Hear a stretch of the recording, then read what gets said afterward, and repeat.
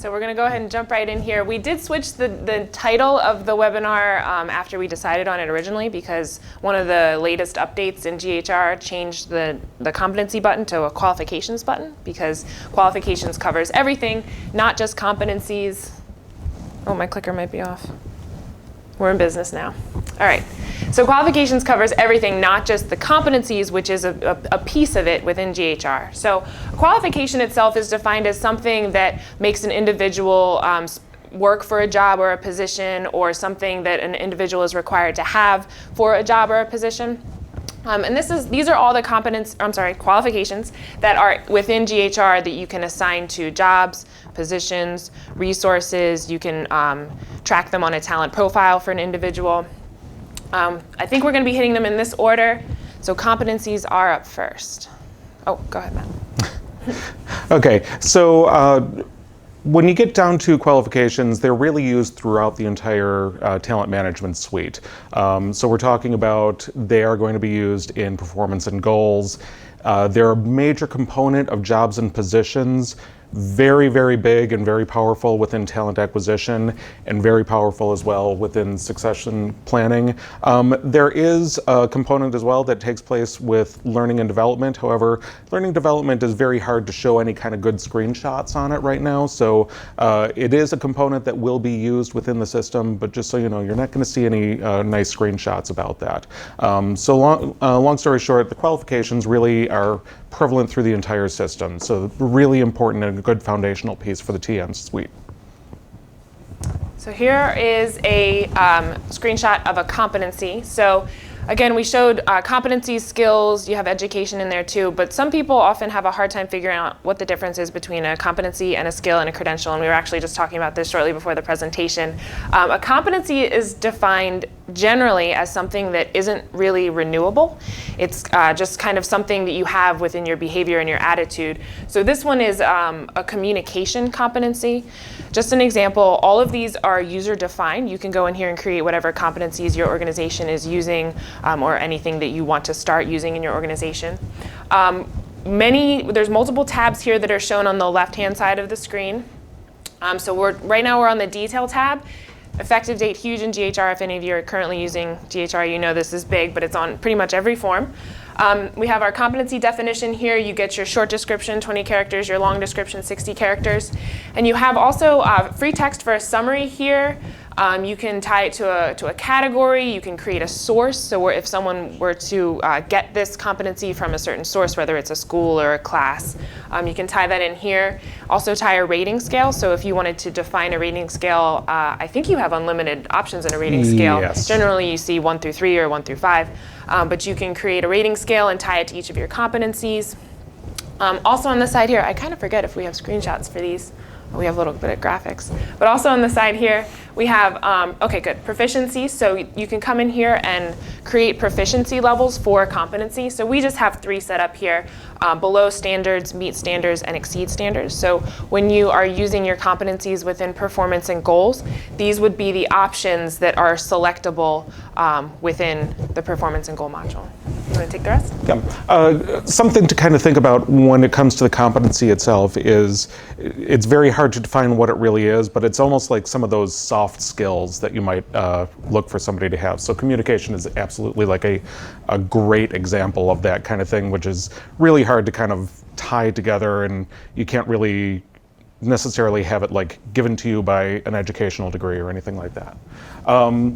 So yes, we've got our proficiency scales there as well.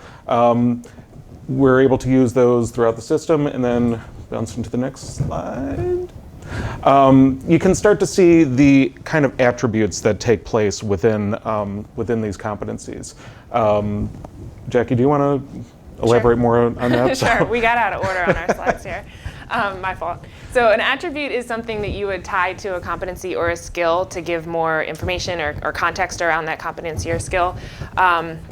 So but in the back of the screen here, I have the actual competency of communication, and then I've selected some attribute types. And then underneath the attribute types, I can define actual attributes that are useful or that are part of that competency itself. So here for the communication attribute, we have an attribute of consideration. So when you're communicating with someone, you don't want to just do all the communication. You want to be listening and having consideration for what they're saying as well. So you don't have to use this part of it. If you want to just have communication as your competency, you can do that. But if you want to give some more context around it, provide some extra information, you can use that.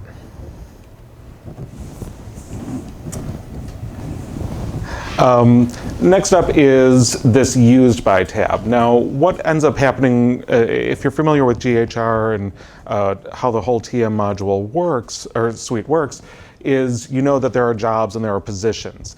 And the beauty of it is, with this, you can see inside the Used By tab, you can see that it's being used by these specific positions, but it can also be applied to a specific job. So the way things work, if you're familiar with it, is you can apply something to the job and every single position underneath it will automatically receive that this competency. And then you can also have position-specific competencies that we're going to be able to tie into it. But this is kind of a nice one-stop shop. Rather than going through and trying to figure out exactly where this competency might be used, you can see it right on this tab that it's going to be used by everybody who has these positions and those specific jobs. You're able to tie them in very quickly and easily that way. Also very cool, you can do the same thing for resources. So next tab here is the resources tab. You can see all of the employees who have this competency on their resource profile, and you can see whether they're active, and additionally you can see their rating level. So if they exceeded standards, it'll display right here, or whatever rating level you choose to display.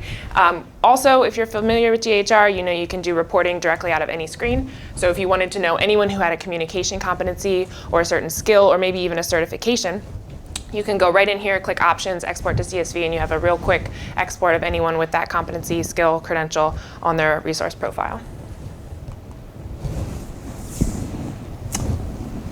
Oh, again, resource competency, sorry. Resource competency right here, this is where you would actually tie the resource competency, or I'm sorry, the competency to the resource. So we have our employment ID up here, again, effective date everywhere throughout the system.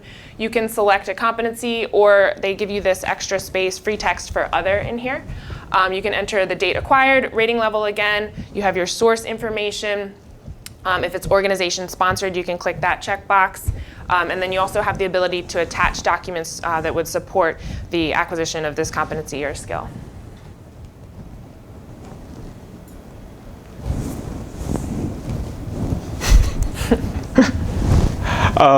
So now that we would have some individual competencies, we also can start to tie all these together into competency models. So rather than having to sit there and all the time take all these individual competencies and figure out, all right, for this specific job, I want to make sure that I have these put together, but you know, this one job is going to need this competency and this competency and this competency, but we've got 15 nurse jobs that we have to apply this all to. So we can set up these competency models, which is automatically going to tie in these pieces and automatically put it onto those jobs. So now we can take that competency model and apply it to the jobs without having to individually add every single one of those components in. Similarly, we also have competency groups, and these are attached to, do we have a question? Do you want to do it now? We do. We are currently working on developing our performance appraisals in GHR. Is it true that attributes do not display and cannot be rated in the performance appraisals? Only behaviors could be used in this way. It is true, as far as I know, that you can only use the actual competencies themselves. Behaviors, have you seen behaviors used in there? I haven't seen them used myself. Not sure. We can do some follow-up on that to make sure, but yeah, I remember seeing that you can really only use the competencies when you're, and the job responsibilities. Those are like the two main things within performance and goal. But we'll do some research. If you can get their email, we'll figure that one out. Thank you. All right, so back to competency groups real quick. Competency groups are attached to the competency models that Matt just touched on. And again, it's just another way to group the competencies, another classification. The advantage of this is that you can attach a whole set of skills or competencies to a job or a position at one time. And also, if you remove a competency or a skill from a competency group, it's also going to be removed from any job or position that is on, or if a resource has a competency group attached to them as well, it's all going to be removed, so you just do it in one place. And I don't know if I said this before, but you can have a mix of skills and competencies in a competency group. You don't just have to have skills, competencies. Okay, we're moving on now to some of the qualification categories. And this is something that you're going to see very, very frequently, especially in healthcare. We see this a lot, where these are all user definable, but you tend to see a lot of people using something like a license and a certification as two different qualification categories. So it's very easy for us to go through then and say, all right, we want to look at basically a list of everybody with any kind of licensure attached to them. And we can pull that through and search specifically for those for the qualification categories. Very easy for us to be able to pull a report on that, very easy to sort, and just kind of gives a different view or a different way to group some of these competencies together.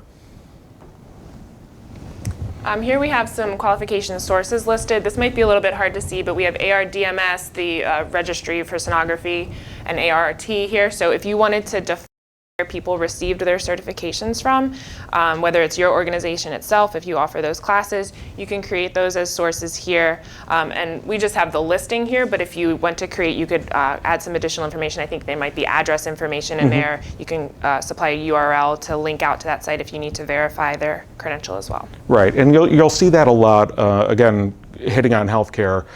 When you look at your CPR certifications, things like that, you'll be able to specify that it was given directly by the American Red Cross, or if, for example, you have an in-house program that can give this kind of certification, you can list it in there as well. So you can kind of see where that source verification can happen right through the screen, and you can define all of those, and people will have an option as well to later on choose, if they're adding their own certifications, to say other.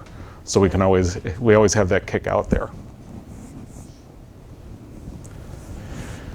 Skills, you can see here we're saying that it's really a learned ability that somebody has. They're really designed to be again, very flexible. They're not rigid like our certifications or licenses or some of the other qualifications. It's really, again, kind of talking to some of those soft skills. Some of the things that we might be able to say that, is this person very good at, do they have a strong level of business sense about them? Are they strong in that regard? But we can also start to use those for something that might be a little bit more related to, I guess you'd say, credentialing for a floor in healthcare. Do they have this specific skill to put in an IV? It's something very valuable that you want to be able to track, and you want to know about your staff. So we can have it in here, we can build it in as a skill, and people would be able to display whether or not they have this skill and keep up on it. And we'll be able to see within here how often they might have to renew it, and if it's going to be applicable to candidates. Can they enter these things?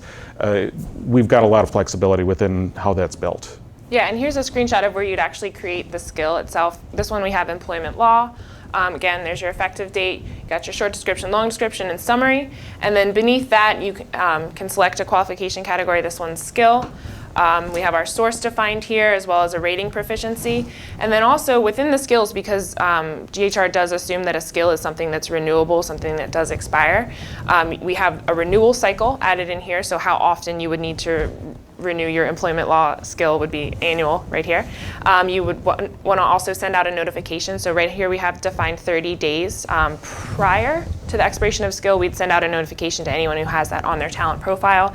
And then for the renewal process, we're going to say here if it's 30 days before and 30 days after the actual expiration date of the skill, it's still okay. If they still haven't renewed it 30 days after, it's fine. 31 days, not okay. I think we might have some additional tabs here, but no screenshots. So detail, we also have our proficiencies, very similar to what we saw in the competencies. You can also define attributes. Anyone who, well, under resources, anyone who has this skill, you'll see a list of them there. And then used by the same thing that Matt showed us on the competencies, any jobs or positions that have this skill tied to it. And just hitting real quick on the maintain renewal dates. Again, this is going to be something that's really good for staffing levels. If you know that you need to have a nurse on the floor with a certain skill and they have to have it updated, you can set that flag to not allow any kind of buffer zone on that. And so you'll be able to tell right away that, okay, this nurse who is supposed to have this skill, we really can't have her working on the floor. She's not credentialed to do that. So you've got a lot of flexibility within that to add those buffer zones or take them away if you need to. So looking at the competency and skill attributes and the attribute types, same kind of thing. We can kind of start to lump them together. We can qualify them and say, all right, well, they're, you know, it all goes toward the, basically the overhead with communication or development. You can define any of these any way you would like to, and you've got a lot of flexibility in terms of grouping them and pulling them back out that way. Achievements, this is another type or another thing that would appear on the resource profile. So this is anything outside of a credential or a competency, anything that they've done in their personal, professional life, you can add it in here. So this example, we have published a scientific article. This achievement area right here is free text, so you can put in anything you want to do here. You also have the availability to do a type, so maybe you want to have published article if you have a lot of researchers at your hospital or wherever, whatever the organization is, you can have a type, and then they would be able to be a little bit more specific in the actual free text achievement area. We have a role. I just defined author here, but you can really, again, user defined, you can define anything there that you'd like. A little bit of date information, and then if you wanted to link out to an attachment, you can do that as well as provide some comments here. And again, this will all appear on the resource profile, which I think we'll see in a few slides. Going into specifically the credential area. This is another subset within the qualifications, and this really starts to speak to very specific credentials that people have, any kind of certification. Certifications, licensure, same thing. We're able to define them. Again, we can see our category right there where we can say it's a certification versus a license, etc. It's different styles of basically the same data. But this is definitely where we would end up tracking things like your nursing license, your driver's license if you've got a lot of drivers out in the field, your any kind of certification that might be out there, yep. Your PHR, your who knows what. You can go through and track right inside here and name what it is. You're also able to see that we're able to define who the source is as well. So just like we were talking before, we can have those qualification sources tied in there. We can also allow it to display for internal or external candidates if we're using talent acquisition. And also right inside here, which is probably one of the most important pieces, is we've got that renewal cycle. Credentials, it's very important to remember, they come right away and say this is going to be something that is renewable. You're going to have to renew it. So the renewal cycle becomes very, very important here. And you can see that we also have the options to send the notification automatically when somebody is coming close to that certification being expired. And same thing with the maintain renewal dates. We can definitely do that and add that buffer in it if we need it. Real quick, before we jump off of this, I just want to point out the resources tab here. So if you jump to this tab, it'll have a listing of all the resources that have that credential. Really fast reporting really enables the user to get that information very quickly. Mm-hmm. Education. So this is another big one that you can allow your employees to put on their profile themselves. You can have the managers approve it, which Matt will get into in a little bit here. But you have three different places or three different ways you can add education information. First, we have education education is the term for it, and that would be like a degree that you received, whether it's high school, GED, an associate's, a bachelor's, and you can, again, all user defined, so you can define anything you want in here. Then we have the education specialization. So that would be what you majored in. So whether it's accounting, nursing, foreign language, again, you can define all of that here. And then lastly, if you also want to get this deep into it, you can define an education institution. I found a couple of sites online that actually have a list of, it's almost comprehensive list of all of the education institutions, higher education institutions in the United States. Real pain to kind of truncate those down into a 20-character list for the coding, but it's possible. And then you can have almost all of the education institutions in the United States available to select whether the back office HR person is selecting them or whether the employee has been enabled to select them in employee space. Within education institutions as well, you do have like a place for URL, the address information, all that good stuff. And I've seen a lot of times where people will make the decision as to what level of education they're going to include on it.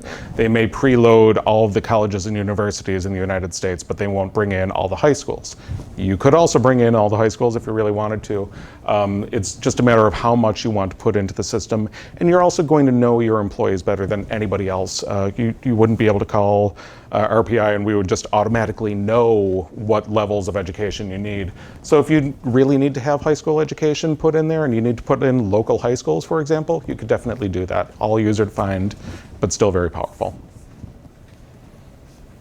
So moving on to the email automation. This is one of the most powerful features within the system. We can automatically, as you started to see, sending those emails about whether or not, hey, your credential is expiring or your license is expiring soon. This is where we're able to set that piece up. You can see that we've got our email rules for all these specific little areas. Very hard to see probably on the webinar, but so when your credential is going to be expiring, we can name a specific email. And then if we go to the next slide, we're also able to set up email templates, which has predefined a bunch of variables that you can pull in here. So we can say automatically that, we're going to use this resource add email template. It's going to go to the resource. It's going to be copied to their manager. And then we can also start to pop in some basic body of the email itself. So we can say, dear employee, hey, we added this new credential for you. Or this credential might be expiring soon. So you've got all the flexibility to create those emails however you would like them to be presented to the people. And again, because it's probably hard to see, but you can do this for competencies, skills, Yes. credentials, and education. That's all built in right there. So this is a look at our resource talent profile. So once you've created all of these pieces, you can add them to the resource. So again, probably hard to see, sorry about that. But this is my profile. And this is all the information. These are all the tabs on the side right here. We're on the Talent Profile tab, and we can see competencies. I have a communication competency, credential, basic life support. I don't actually have that, so I'm going to have to call 911 if anybody needs help. Under skills here, articulating ideas in Microsoft Office. And then this is kind of continued over here on this side. You can see education, employment history, got an achievement in here, and then a reference. So a lot of information that you can store right on the resource, right on their talent profile. And you can also quickly create queries from any of this. So if you want to get a listing of all my credentials, you just pop over to this little chevron. It's pointing down, and then export to CSV right from here. Very quick look at all the possible credentials or qualifications that they could have on their profile. Right. And the thing to remember about this is if you do not currently have this data, and you might want to collect it, if you roll out your employee and manager space, employees and managers are going to be able to start to populate this data for themselves. I've seen that frequently where you'll go on site and they won't have a listing of everybody who has a CPR certification. Right. Maybe that's an extreme case, but we don't know everybody who has a communications competency. Employees can start to add that in themselves, managers can start to add it in, and even if you're using talent acquisition, the candidates will be able to start to put that in themselves, and it will roll over to their employee record after they're hired. Yeah, and you don't have to use all of these pieces. We both have clients who are using some but not all, so maybe you don't use achievements and you're not tracking employment history. If you wanted to, you could remove that via configuration console, but again, it's your choice of what you want to use in here. I I think when we talk about performance and goal, we will say that competencies are very important for that. But if you don't want to use some of these, you don't have to. So how does it all get tied together? As we talked about at the very beginning, jobs and positions are really where a lot of this starts to get pulled together. So when we look at a job profile, so we were actually looking at at a nurse position. So we've got our registered nurse on a certain floor. And so that's a specific position within our organization. And you can see right here on the Qualifications tab that we have a section that is credentials. Now, credentials by themselves, these are the ones that are applied specifically to that position. And then you can see on the next portion, there are credentials included from the job. So we're able to put it on the job or on the position. And anything that you put onto the job is going to flow automatically onto any position that job uses. So you can see that there's a differentiation right there. This would enable you to do something like have a single nurse job instead of having a lot of subspecialties or anything like that. You could say, all right, we know that all of our nurses need this basic level of certification, but the ICU nurse, that specific position, is going to need these specific competencies as well. So you can start to differentiate it and define it on the job versus the position. So going into a quick view over to the talent acquisition side. The nice thing about this is everything that we're talking about, everything that we've shown so far with the jobs and positions, if you're using talent acquisition, we can start to use that information over there. So our internal candidates as well as our external candidates can start to enter this information. And where it becomes really, really powerful is we're looking quickly at the recruiter view. So this is our test candidate number 1 here has applied for this specific position that's open. And when they do that, they've been very good, and they actually can start to click through. Oh, I'm sorry. It's okay. They started to put in all of this other information. So we can start to see that they put in their qualifications, they put in their skills, their education, their credentials. And then what this ends up doing automatically is a recruiter can very, very quickly see with this bar up at the top to see how well do they fit with this position that we're recruiting. So very quick, very powerful way for us to screen our candidates out and hopefully get the right talent in the right place. Quick jump into performance and goal here. This is a little excerpt out of a performance appraisal. And what we have here is I've started this performance appraisal on one of my direct reports. And this is actually a competency. Number 2 and number 3 here, these are competencies that have been listed out here. And I have created these levels or this scoring rating right here. Did not achieve, some progress made, achieve standards, exceed standards. So I can actually select these radio buttons for how my direct report has done on this competency or job responsibility and add comments here as well. So just wanted to show you how this ties into the performance module too. Succession planning, definitely the same kind of thing where we're able to define a lot of this on all of our resources, and our resources and managers can start to do that themselves.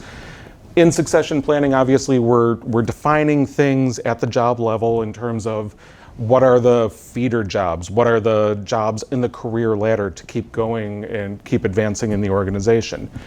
You can see that right inside here on this job, we can start to see that we've got our qualifications built into the succession plan as well. What this also enables us to do, or enables your employees to do, is they can go and map themselves against one of those jobs, one of those successor jobs, so that they can see exactly where their gaps are in their qualifications. If they know that they need to get an extra certification to get to that level of job, they're able to see it and very quickly know that they're ready and ready to go and advance through your succession plan. So we have a list of some common modifications that we've seen. You want to jump in this one? Sure. Something that's very common, out of the box, the system is going to route our validations to an HR generalist who may or may not be qualified to actually say, yes, this person actually has achieved this competency, especially when it comes to a skill. Mm-hmm. It's really hard for an HR generalist to sit there and say, are you qualified to put in an IV? Mm-hmm. Really hard for them to do that. So what I've seen a lot of people do is they'll take that delivered process flow and modify it so that if it's a clinical competency, for example, it will go over to their nursing credentialing office and they'll be able to validate that credential. So that's one of the big modifications we see. Along the same lines for the notifications as well, on those notification emails we talked about, you do have the option to right-click and select a variable, and there's those predefined list of people that would receive that email, people that are in that task for that variable. But it's not always complete, just like Matt said, for the approval portion, it's not always complete, so you might want to change those variables up a little bit or adjust the process flow to make it go to the right person to be notified of what's happening there. Right. And you'll also see some people who want to have additional notifications, not just that one at 30 days. They might want to have a 90-day shot across the bow. Yep. And then they want to have the, you're 10 days out from this expiring. Yeah. Let's involve the manager on this one too. So. Yeah. The grouping for and/or qualifications, this one is major. We've both seen it at clients. So sometimes you would have, I wish I thought of a good example, but sometimes you'd have a qualification, two different qualifications that really, they're both satisfactory for the job or position. You really just need one or the other. There's not currently a great way to say and/or in GHR. So we've seen some customizations happen around this. Right now I'm working on a client where we're actually putting it directly on the credential itself. When you go to create the credential on that form, we're saying alternate credentials, and there's a little box that you can select them there. I think you've done it a different way too. Yeah, same kind of thing where we can give the either or the grouping together 3 or 4 different competencies which equal this other competency. Right. So we just kind of modify it so that we can say, do you meet any of these qualifications? Yeah. It just gets tough with reporting. That's the main thing. So a little bit hard there to figure out how exactly to handle that, but there are different ways. There's configuration console is great. Matt has a lot of experience in that. I dabble. So we can definitely help you out with that. Mm-hmm. Oh, and additional reporting, one other thing, we've always seen that bar none, you want to have that ability to quickly report on who has these credentials or competencies within my organization. So seeing a lot of things where we'll build a process flow, for example, to burst this information out to a specific credentialing office, or just give that information out, publish it as a public report, and so all the managers can see that automatically for everybody in their area.